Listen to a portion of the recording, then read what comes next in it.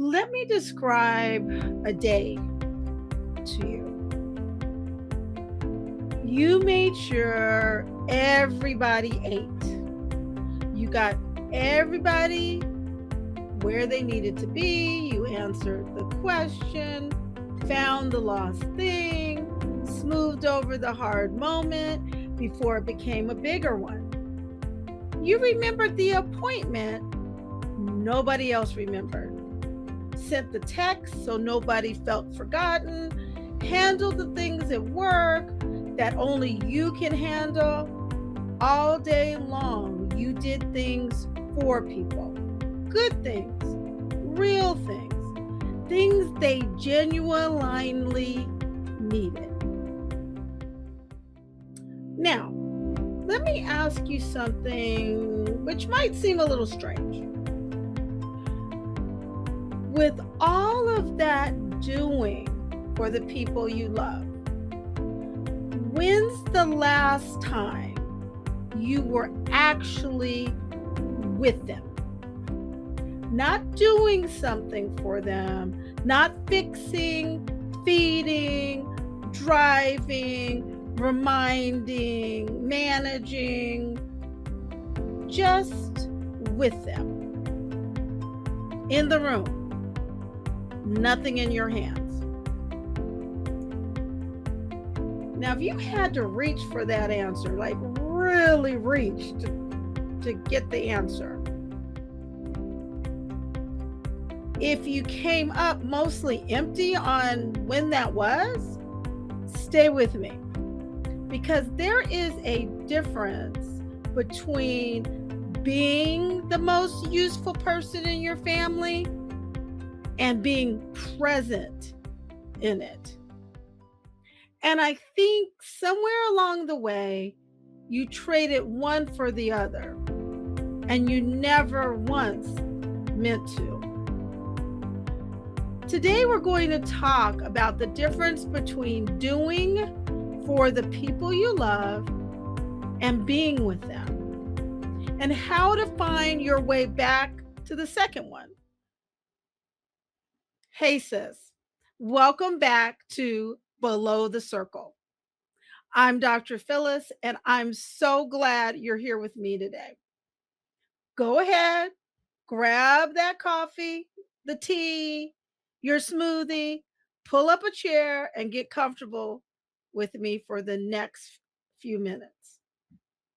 Because that question, when's the last time you were with them and not just doing for them? I have lived on the wrong side of it for years. And I want to tell you what it cost me before I saw it. For years, I did everything for the people I love. And I mean everything. I was the physician who took care of everybody, the minister who poured out, the mom who arranged it, packed it, remembered it, fixed it, found it, funded it. If love could be measured in tasks completed, I was overflowing. And I was hardly ever actually with any of them. Here's the one thing that it still catches in my throat. It hits a deep part.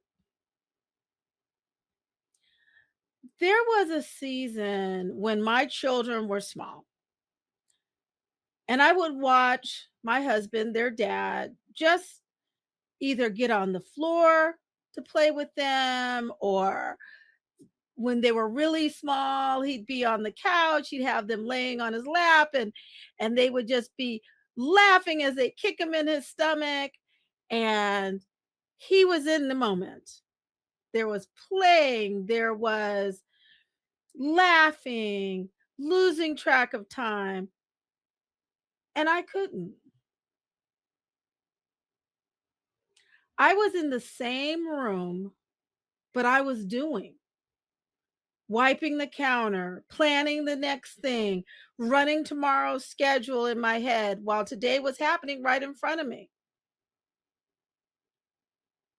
I was pregnant with my daughter when I started my Master's of Public Health program. I was pregnant with my son when I started my seminary training. So my kids were small when I was going through all of this and juggling work and school and all of my roles and responsibilities. So while my husband was being with them, I was doing for them. And somewhere along the way, I even told myself those were the same thing, but they're not. It was every part of my life. I'd host the holiday dinner and I'd run it like an operation, refilling, clearing, checking the oven, the caterer, and the manager at my own table. And never once the woman who actually sat down at it. I was present enough to run the room, yet I was almost never present enough to be in it. And here's just what really undid me when I finally saw it. The people who got the most out of my doing got the least of my presence. I need to say that because that really hit me. The people who got the most out of my doing got the least of my presence. My family got the most efficient version of me and almost never the most present one. The friends I would have done anything for couldn't have told you the last time I just sat with them and just talked with nothing to accomplish. I was pouring out love in the only currency I trusted, getting things done. And the people I loved were quietly starving for a different one. They didn't need one more thing done for them. They needed 10 unhurried minutes of me. Maybe you know this too. Maybe you are the one who does everything for everyone. And if you're really honest, you can't quite remember the last time you sat with someone you love with nothing to do and nowhere to be. Just there. Sis, I want you to hear me. The doing is not a character flaw, it is love with its sleeves rolled up. But somewhere I started believing that if I did enough for the people I loved, it would count as being with them, that the doing was the love. And it took me landing the hard way in a chair in my living room, facing myself, to finally understand that I had been giving everyone my hands when what they wanted was me. I had been giving them all the doing when what they really wanted was my presence. So The major point that I want you to take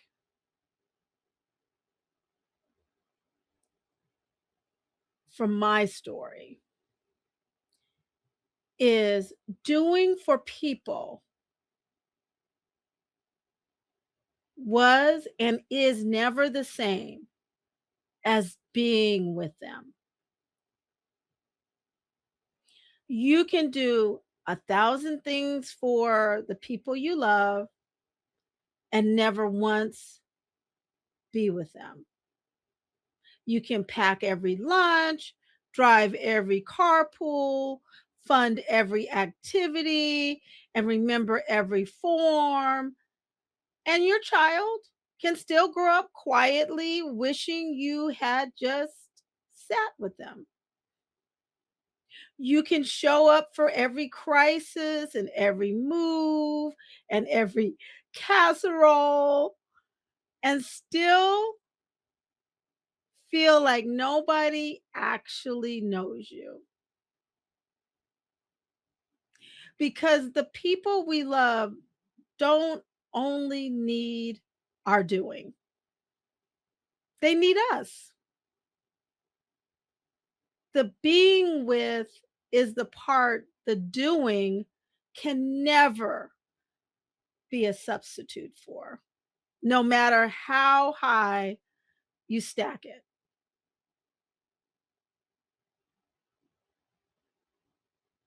So, no matter how much you do, the doing will not outweigh the being present. And here's the harder part, the part about you. You don't only need to do either. You need to be with the people you love, with yourself, with God. That being with is the very thing all you're doing has never once been able to give you. It's why the fuller your plate and the fuller your hands get, the emptier you can feel. You've been handling and handing everyone your productivity and calling it presence. Yet says they were never the same thing. And there's something underneath this that you may never have let yourself see. When you only ever do for the people you love and almost never simply just be with them, you slowly teach them something you would never say out loud, that your love arrives as tasks, as usefulness, as things handled. And you teach yourself something even harder to unlearn, that you're only worth something when you're producing, that sitting still and just being present isn't enough. So doing becomes the only proof of love you'll accept, offered to you or from you toward yourself. And a woman living that way can be surrounded by people who adore her and still feel completely unseen because she keeps handing them the one thing that can never be received as closeness, her productivity. There's a moment in scripture I must have read 100 times before I ever really lived it. And you may know this familiar story as well. Jesus comes to visit two sisters, and one of them, Martha, does exactly what I would have done. She gets busy serving, doing for him, and the other sister, Mary, just sits down at his feet and is with him. And Martha, tired and doing it all alone, finally asks Jesus to tell Mary to get up and help. Listen to what Jesus says. Martha, Martha, you are worried and upset about many things, but few things are needed, or indeed only one. Luke 10:41 through 42. Now, hear what he did not say. He didn't scold her for serving. He wasn't angry that Martha cared.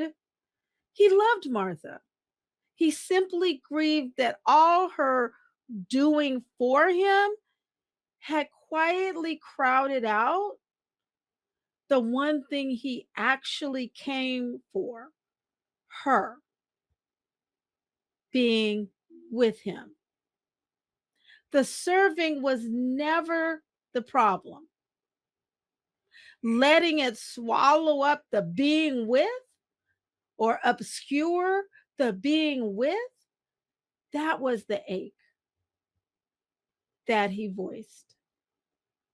And that's the whole thing, sis. Your doing is not the problem.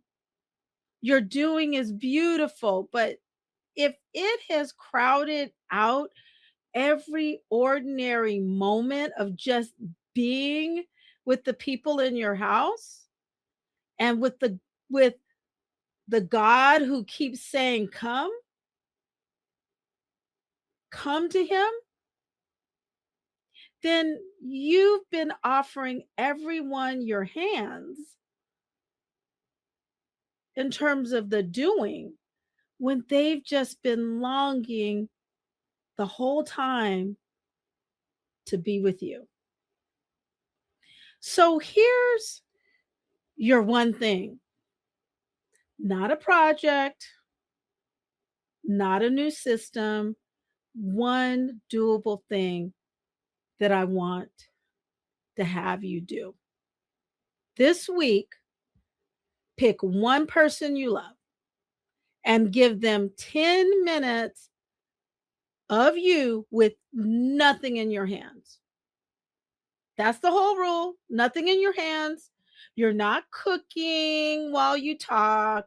You're not folding laundry. You're not half watching your phone, not solving anything, not driving anywhere, not doing one single thing for them. You're just with them. 10 minutes. Sit down on the couch next to them. Take the walk with no destination. Ask the question and then actually listen to the whole answer.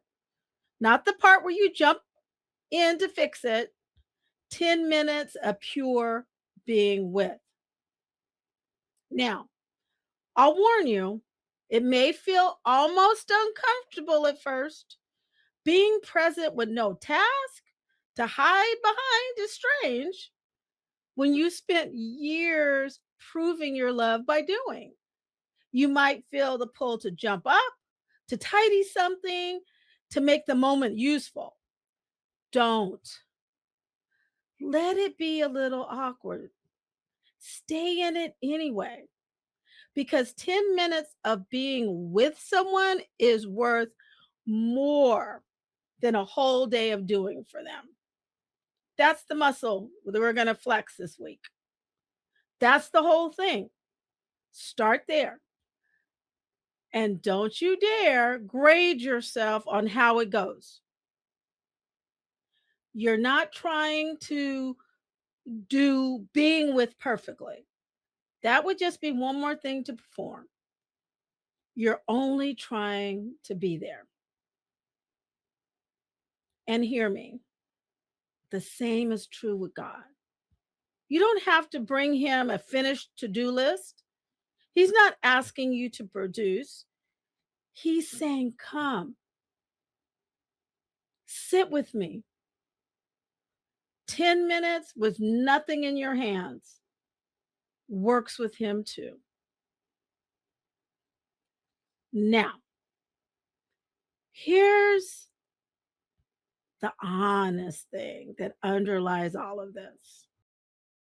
It's very hard to give anyone 10 minutes with nothing in your hands when your hands are always full.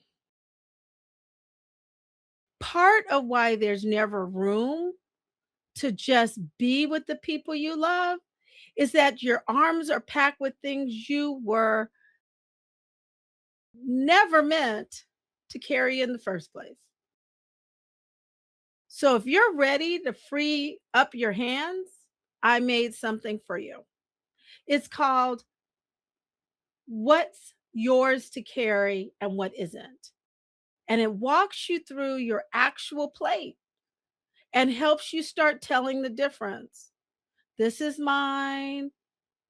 Well, and this was never mine to carry, because every single thing you set down is a hand freed up to hold someone instead of something. It's waiting for you at the belowthecircle.com. That's the belowthecircle.com. Go get it today while this is still fresh. You don't have to empty your hands all at once, your arms all at once. You just have to free up one hand.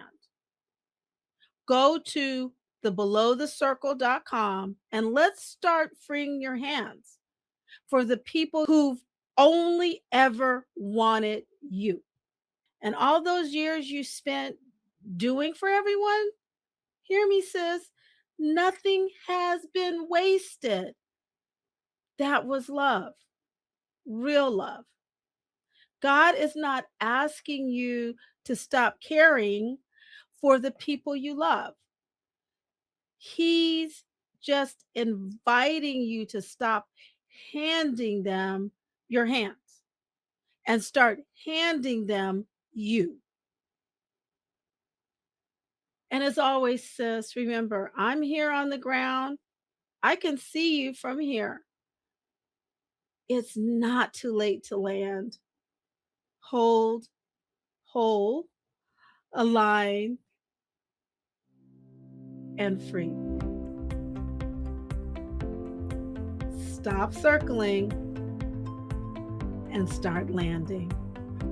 Until next week, this is Dr. Phyllis, your landing coach. Love you much. Bye for now.